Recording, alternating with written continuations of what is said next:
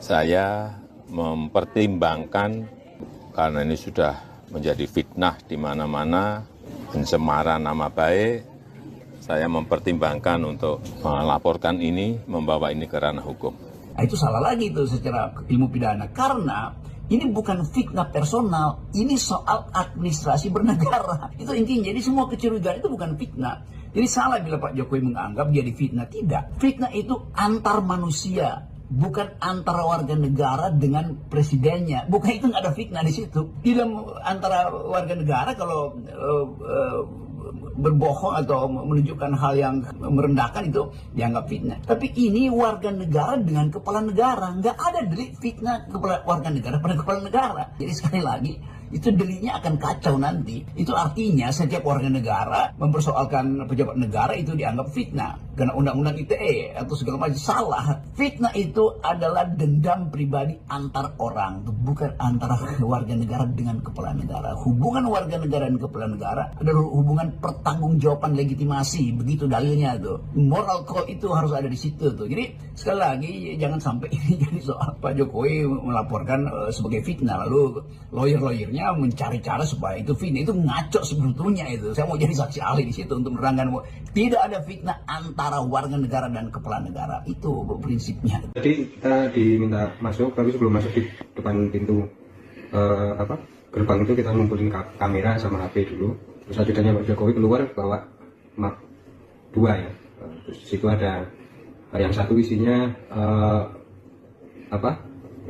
ijazah Pak Jokowi dari SD sampai SMA. Kemudian ada satu lagi yang warna hitam sama ada foil logo GM itu warna emas itu.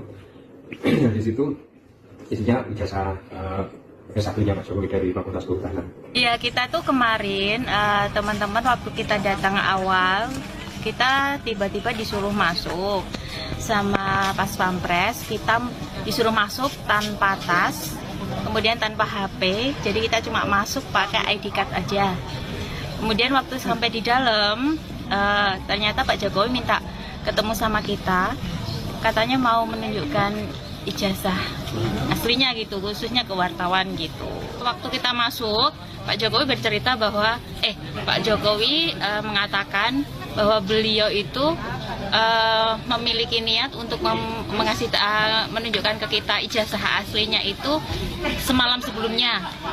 Jadi sebelum menunjukkan, beliau bilang ke kita, jangan difoto ya, seperti itu.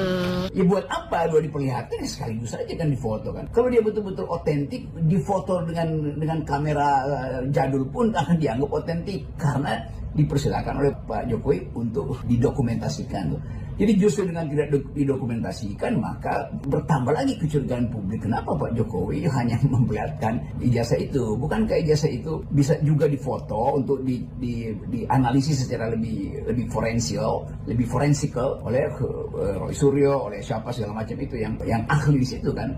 Jadi dengan cara itu kan selesai masalahnya. Tetapi Pak Jokowi bersikeras tidak mau melarang difoto, tetapi akan melaporkan pada akan ditempuh jalur hukum. Ya bagus juga. Jadi benda itu nanti akan dibawa ke jalur hukum. Tentu di pengadilan akan bekerja lagi prinsip di dalam hukum pidana, yaitu siapa yang membuat dalil dia harus membuktikan. Oke, tetapi kita tahu bahwa pembuktian itu sebetulnya itu pembuktian pidana di dalam soal tuduhan kriminal gitu kan. Tapi ini bukan tuduhan kriminal, ini tuduhan intelektual. Secara intelektual bahkan secara moral tidak perlu sebetulnya tiba di pengadilan.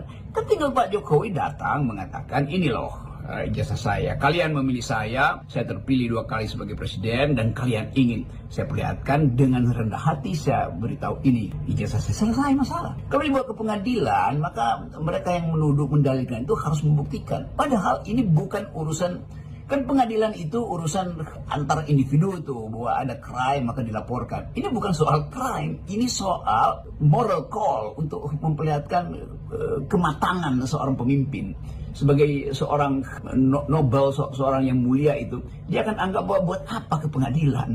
Jadi ini soalnya tuh. Jadi forum yang disebut sebagai kasus ini nggak ada kasus pidana di situ. Kasus pidana artinya hubungan subjek dengan subjek. Ini hubungan antara warga negara dan kepala negara. Warga negara menagih informasi supaya terdapat semacam keteduhan di dalam negara. Kalau dibilang bikin ribut, bikin gaduh, ya kenapa kegaduhan itu muncul? Karena kepercayaan presiden pada warga negara tidak ada. Demikian juga kepercayaan sang warga negara pada presiden makin tidak ada. Nah, supaya itu terjadi saling kepercayaan, maka dibukalah itu dalam persahabatan antara warga negara yang menuntut ijazah itu dan kepala negara yang mengerti bahwa tuntutan itu tuntutan publik, bukan tuntutan personal. Ini bukan soal vendetta. Jadi saya ingin ingatkan supaya kita masuk dalam kondisi akal sehat, bahwa tidak ada dendam di situ. Ini hanyalah urusan legitimasi itu, bukan urusan legalitas. Sekali lagi harus dipastikan bahwa persoalan tentang ijazah Pak Jokowi itu terjadi karena Pak Jokowi memakai ijazah itu untuk kepentingan